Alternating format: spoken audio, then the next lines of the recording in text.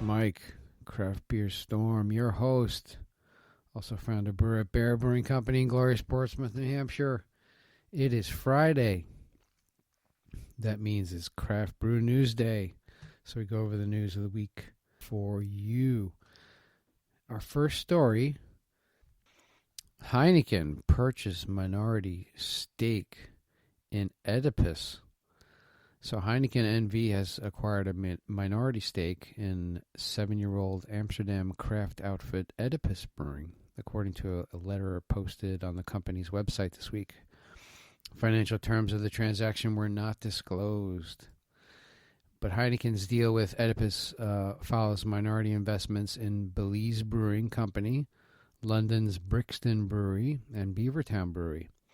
And the company also owns California's Lagunitas Brewing, which produced more than 1 million barrels in 2018. That's a lot of beer, according to the U.S. trade group, the Brewers Association. So Heineken's getting into the craft beer scene, right? Well, Lagunitas was a huge purchase for them, but they're buying all these smaller ones as well. In a letter to Oedipus fans, the company's founder said the investment from Heineken would help them make their creative dreams a reality. Those aspirations include opening a food and beer bar, launching a music and cultural venue, and building sustainable farmhouse brewery near Amsterdam. Well, to do that, you need a lot of cash, so they got a good partner there in Heineken.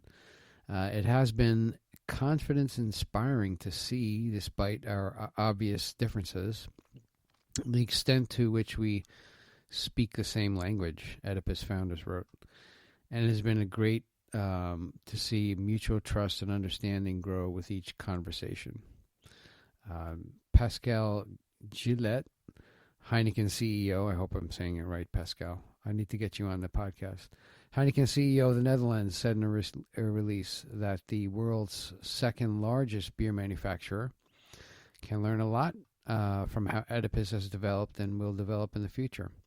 So there's your collaboration between Heineken and Oedipus. They're both in the Netherlands.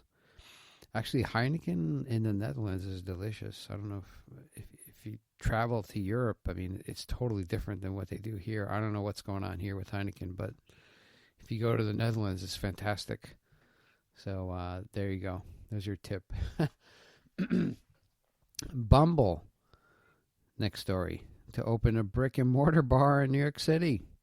So the dating app Bumble plans to open Bumble Brew, a coffee and wine bar in New York's Soho neighborhood this fall, according to Bloomberg. The brick-and-mortar location will operate a 70-seat coffee shop during the day and a wine bar with small plates during the evening, the outlet reported. And according to Bloomberg, the space will host female chef demos, BFF parties, networking events, and date nights in an effort to grow its networking site Bumble Biz. In news that should please Brewers Association CEO Bob Pease and National Beer Wholesalers Association CEO Greg Purser, Bumble Brew will also serve beer. Last year, both executives suggested that smartphones and dating apps were stripping away on-premise drinking occasions. So there you go. We don't have to go to the club to meet on a date. They'll just swipe right, Purser said during NBWA's annual convention last fall. And if emerging LDAs are spending that kind of time on dating platforms and social media, beer's got to be there too. So swiping, like if you swipe right on this app, you like the person. If you swipe left, you don't like the person, and you don't want to be involved. So that's how Bumble works. For this part, Pease also told Beverage Daily that the iPhone is a bigger threat to beer than cannabis. So here you go, beer being introduced to this new Bumble Brew. Beer brings people together. I think it'll be a good thing. Hey, why not? Bring people together. SEC loosens restrictions on alcohol sales, and the 14 universities within the Southeastern Conference, the SEC, not the other SEC, the Southeastern Conference, can decide whether to serve beer and wine during sporting events this fall, according to CBS. For the last 30 years, alcoholic beverage has only been available to SEC fans in premium seating areas, such as luxury boxes. However, starting August 1st, those universities can begin offering alcoholic beverages in general seating areas. This is the restrictions that happen in these things. Well, there's a lot of underage, in universities, a lot of underage people, so they're restricting it. But now, hey, that's been lifted.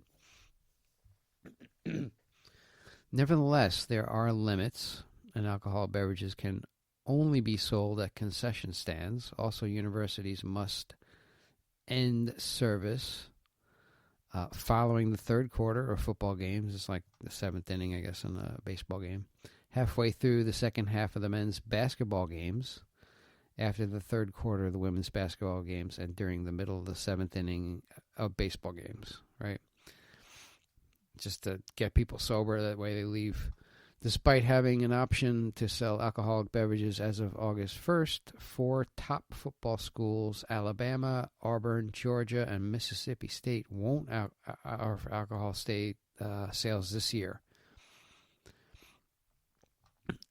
So there you go. They're going to restrict it. So you want some beer, but also you don't want the thing to just deteriorate into chaos, right? Alcohol. Imagine that. But see, it's interesting. I guess restrictions are being lifted. And our last story, Anheuser-Busch makes a renewable electricity deal.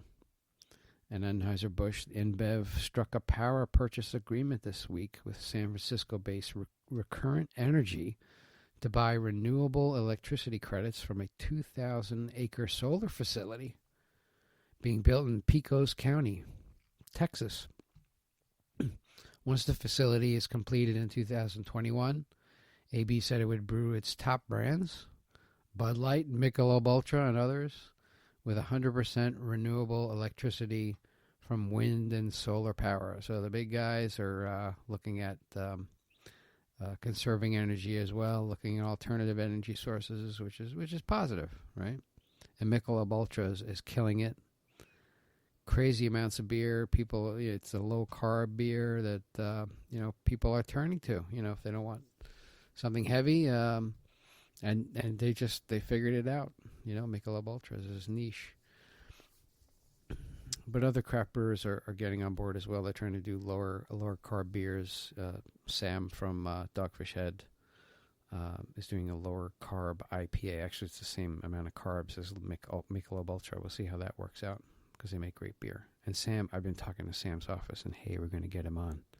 He's doing this merger stuff now with Boston Beer Company, but hopefully we'll get him on in August, which would be awesome. So Sam, if you're out there, don't forget me, man. All right. That is our craft brew news for today. If you like what we're doing, please go on iTunes. Give us a rating, give us a review. We'd love for you to do that. That's the only way we get up in rankings. Tell a friend, tell 10 friends. And, we bring this news to you every week on Fridays.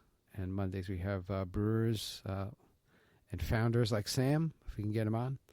Wednesdays we have craft beer styles. So we go down the Great American Beer Festival list, and we just pick a different style each week, expand on it, talk about grain that goes into it, the hops, how bitter, malty, what glass to serve it in, examples of the style.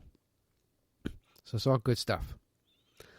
All right. Well, that's all I have for you today. I wish you a great weekend and a happy Father's Day to all you fathers out there. I'm a father, too. I'm going to spend it with my kids.